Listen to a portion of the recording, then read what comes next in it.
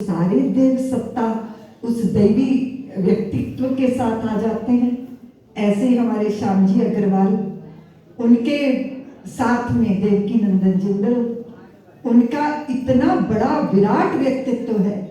विश्व हिंदू परिषद का पोषण हो, हमारे पूरे महाराष्ट्र कोंकण प्रदेश की व्यवस्था हो, अपने निजी चैरिटेबल ट्रस्ट के द्वारा पूरी संतानों को सेवा में समर्पित करने की उनकी साधना हो।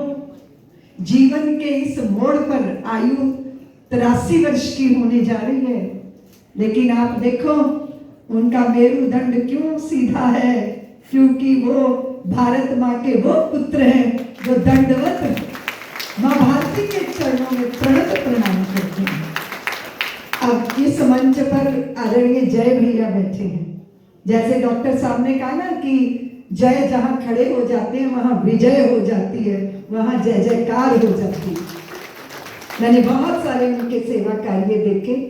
हमारे आदरणीय यहाँ हेमंत भैया बैठे हैं, जिन्होंने पत्रकार जगत में संस्कृति को, संस्कार को, धर्म को, धर्मनिष्ठा को, राष्ट्र को और राष्ट्र के प्रति अपने कर्तव्यों के बोध को सदैव जागृत किया। टीवी चैनलों पर जब विवाद होते हैं तो वो भारत के पक्ष में खड़े होकर, धर्म के पक्ष में खड़े होकर इस आवाज को ऊंचाइयों तक ले जाते हैं। मैं उनकी कलम और उनकी वाणी दोनों का वंदन करती हूँ। आज हमारे बीच में अतिथि के रूप में, मुख्य अतिथि के रूप में रस्तोगी साहब आए हैं। तो बार बार चर्चा हो रही है कि वो केवट के रूप में मुंबई की रामलीला को धन्य करते हैं। तो जय बीच में कह रहे थे कि रावण भी तो बनते हैं, रावण भी बनते हैं, केवट भी बनते हैं, दशरथ भी बनते हैं। लेकिन केवट के प्रसंग के बाद वो कहते हैं जब मैं मंच से उतरता हूँ मुझे अच्छा समाचार मिलता है, क्योंकि केवट ने भगवान से कुछ मांगा नहीं था। अब कछुनाथ न चाहिए मोरे, दीन दयाल अनुग्रह तोरे। नाथ आज मैं का न पावा, मिटे दोष दुख दारिद्र दाह। आपने देखा कि उधर भगवान देना चाहते हैं, पास में है नहीं, और माता जानकी को उन्हें कहना नहीं पड़ रहा कि तुम कुछ व्यवस्था कर दो, क्योंकि जीवन साथी वही होता है जो बिना बोले मन की बात को जान जाता है।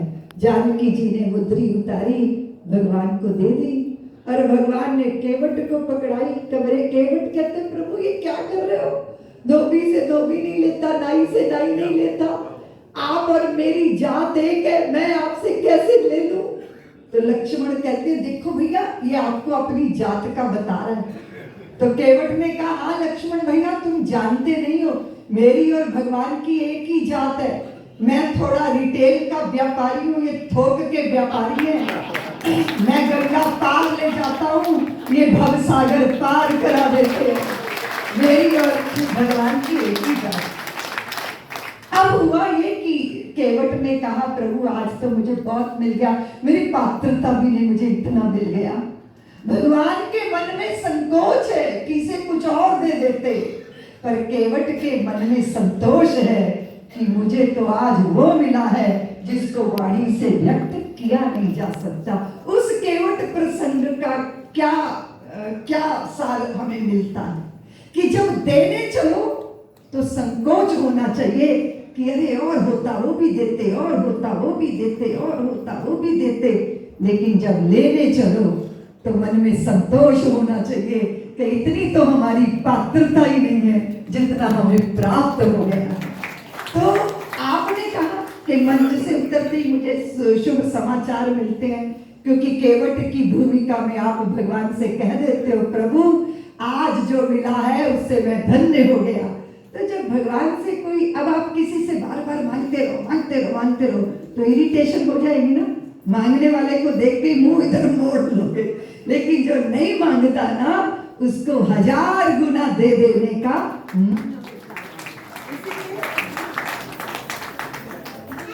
तो मैं आपसे निवेदन कर रही थी कि यहाँ ये जो मंच सजा है, हमारे डॉक्टर्स हों या हमारी जितने भी यहाँ के सेवक, वात्सल्य ग्राम के सेवक, हमारी मीनाक्षी के नेतृत्व में इतने सुंदर तरीके से ये सारा कार्य होता है, मैं बिल्कुल निश्चिंत रहती हूँ।